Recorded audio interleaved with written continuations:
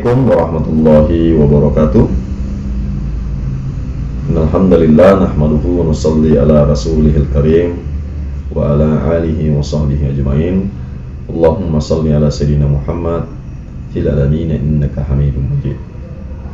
Alhamdulillah, kita tidak henti-hentinya bersyukur kepada Allah SWT, dan juga kita bersalawat serta salam kepada junjungan Nabi besar Muhammad SAW beserta ahli keluarga beliau, kepada para ulama, kepada para alim, kepada para santri-santri, dan kepada kaum muslimin dan muslimat, dan kepada seluruh umat yang ada di seluruh alam.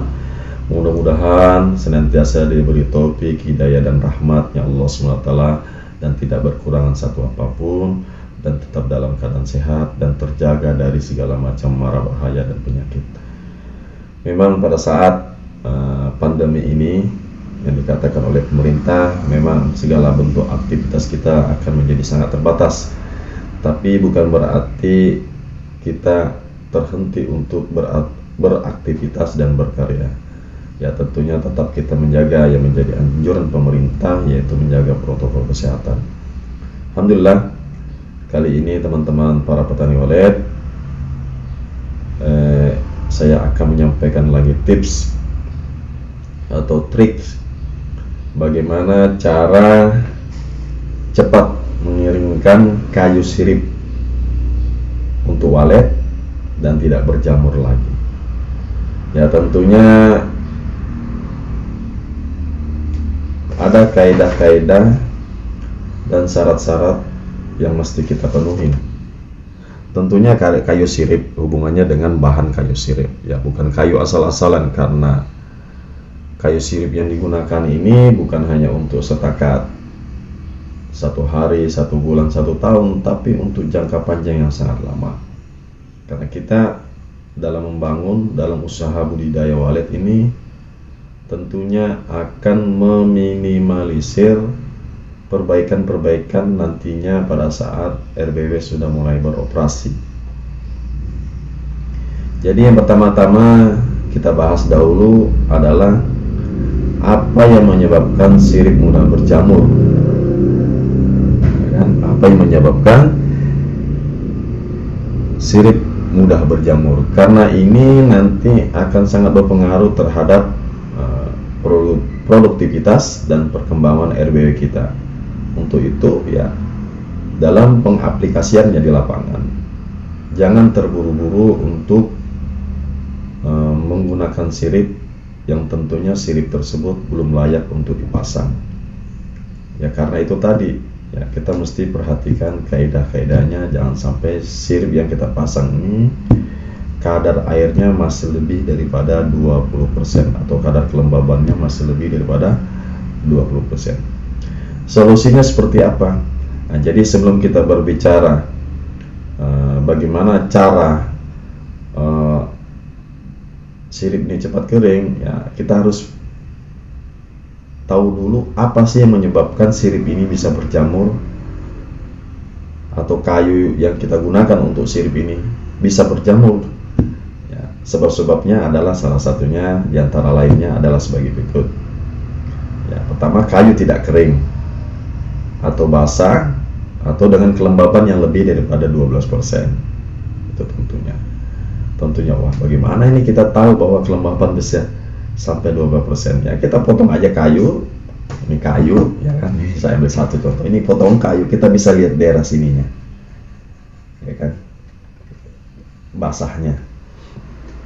Kemudian salah satu lagi yang menyebabkan kenapa sirip berjamur, ya, pertama dari kayu tadi, ya tentunya kita harus juga memilih dari bahan-bahan yang diizinkan, ya minimal ya kayu meranti gitu.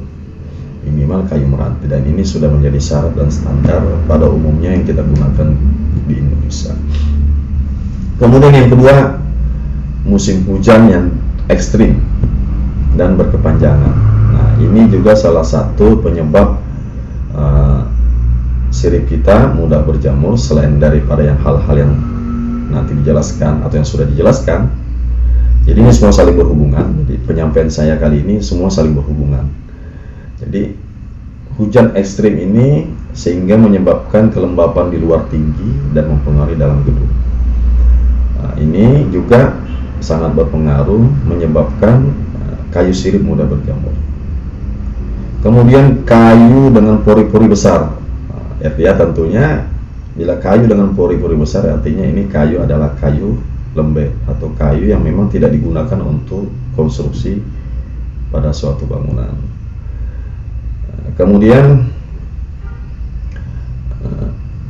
kayu sirip yang kita pasang pada RBW ini dalam keadaan kotor, kan?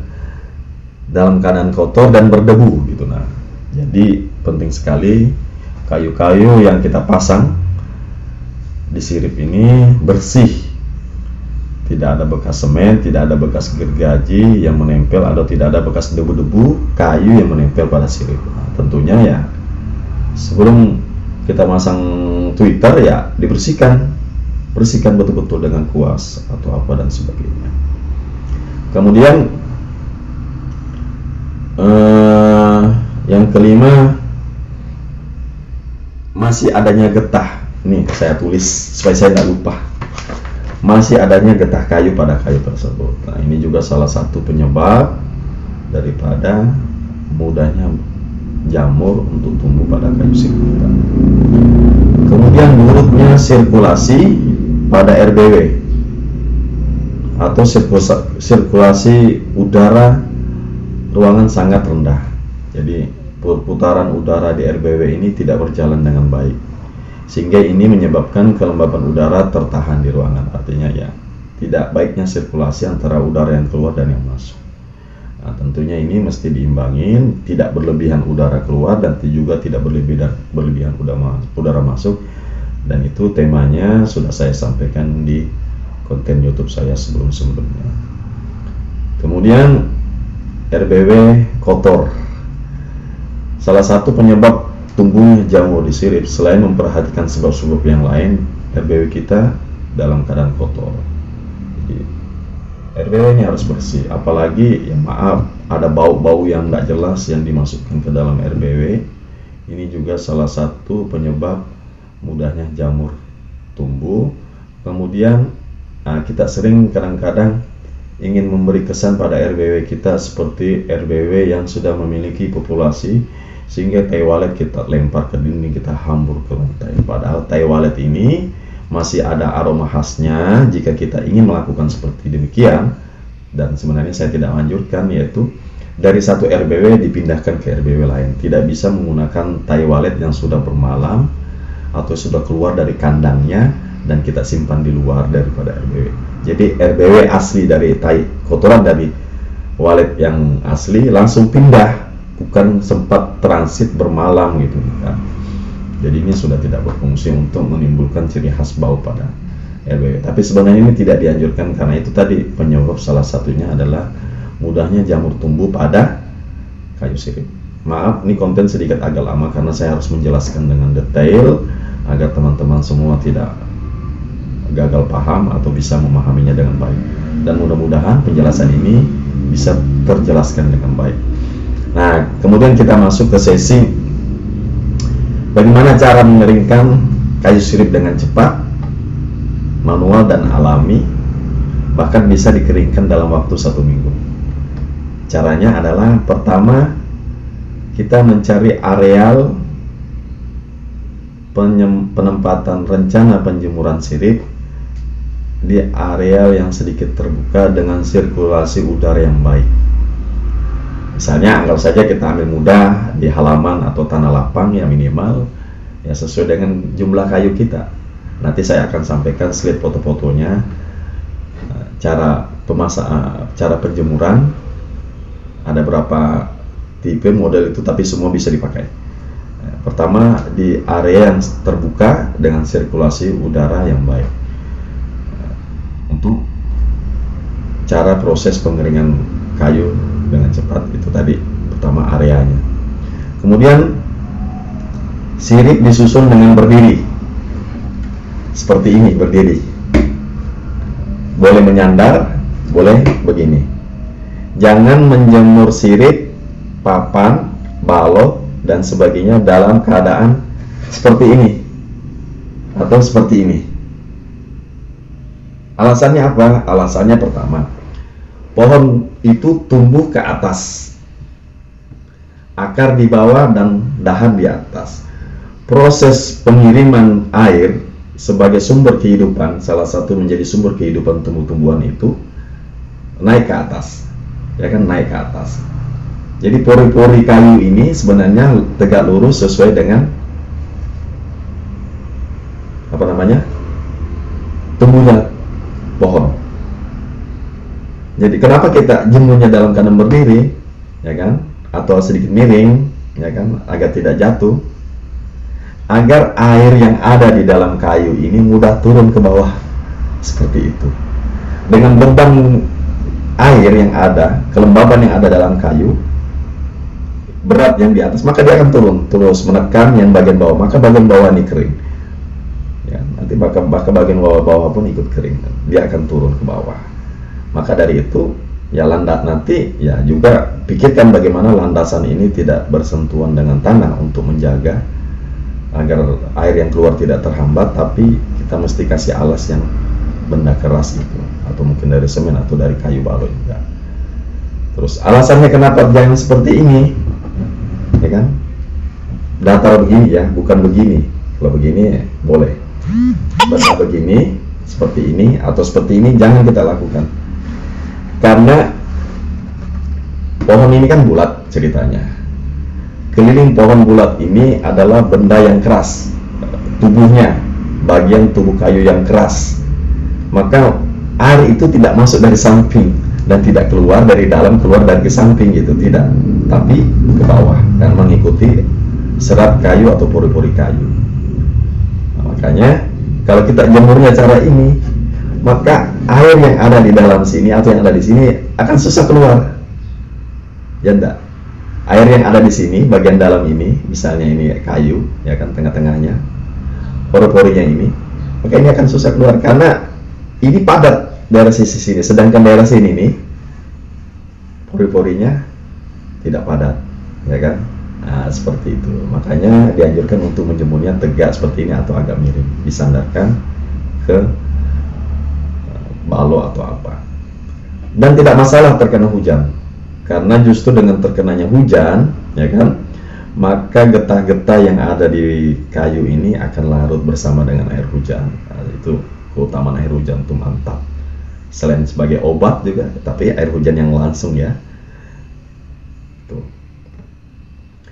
Oke, sudah mengerti cara peletakan dan alasannya kenapa harus demikian cara menjemur sirip.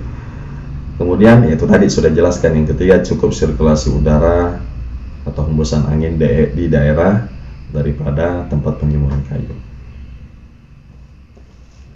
Kemudian kayu sirip sebelum dipasang pada RBW, beri kedua ujung papan dengan lem box. Nah, jadi kedua ujung papan ini, jika ini berhubungan dengan dinding, ya kan, jika ini berhubungan dengan dinding beton atau sambungan, maka ini sisinya ini dikasih lem agar menutupi lempex itu ya, atau lem kayu, agar menutupi pori-porinya sehingga lembaban yang dari dinding tidak masuk lagi. Kan berapa saja 1 kilo itu bisa untuk berapa kayu gitu, dan juga untuk menghindari pecah salah satunya. Jadi mudah-mudahan penjelasan saya ini bermanfaat ya. Mudah-mudahan penjelasan saya ini bermanfaat untuk bagaimana cara menjemur kayu sirip dengan benar, tepat, dan cepat. Dan seberapa lama jika kayu dijemur dengan metode seperti ini? Anggap saja perbandingan hujannya 4 hari panas, 3 hari hujan, maka 1 minggu bisa kering. Ya, paling lama 2 minggu lah, tergantung seperti apa cara seperti apa cuaca dan keadaan alam. Terus bagaimana seandainya tidak ada hujan? Lebih baik lagi, tapi sebaiknya kita memiliki tampungan air hujan yang kita persiapkan, yang sewaktu-waktu kita siramkan pada kayu ini untuk menghilangkan bau getah atau sisa-sisa getah yang ada pada kayu. Karena getah yang ada pada kayu ini juga, karena getah kayu ini adalah vitamin, ya kan, buat itu kayu sendiri dan menjadi subur, memudahkan juga daripada getah kayu ini untuk mudahnya tumbuhnya jamur-jamur. Ya, jadi demikianlah teman-teman semua penjelasan kali ini mengenai cara cepat mengeringkan kayu sirip, walet, dan tidak berjamur lagi. Mudah-mudahan ini bermanfaat. Jika teman-teman menyukai materi ini, menyukai konten ini, jangan lupa like, comment, share, and subscribe. Dengan Anda men-share berarti Anda juga turut serta berbagi ilmu. Insyaallah, mudah-mudahan teman-teman semua sukses dalam budidaya walet, menerapkan ilmu pengetahuan yang benar, menerapkan ilmu pengetahuan dengan sungguh-sungguh. Jangan khawatir. Pada prinsipnya, setiap pembudidaya walet bisa menjadi konsultan di RBW-nya sendiri. Masalahnya hanya satu, tidak percaya diri. Maka percayakan diri kita. Setelah kita ikhtiar dengan betul-betul sungguh-sungguh, sudah serahkan sama yang kuasa. Wallahu a'lam bishawab. Sekian, terima kasih. Wabillahi taufiq wal hidayah. Assalamualaikum warahmatullahi wabarakatuh. Dadah.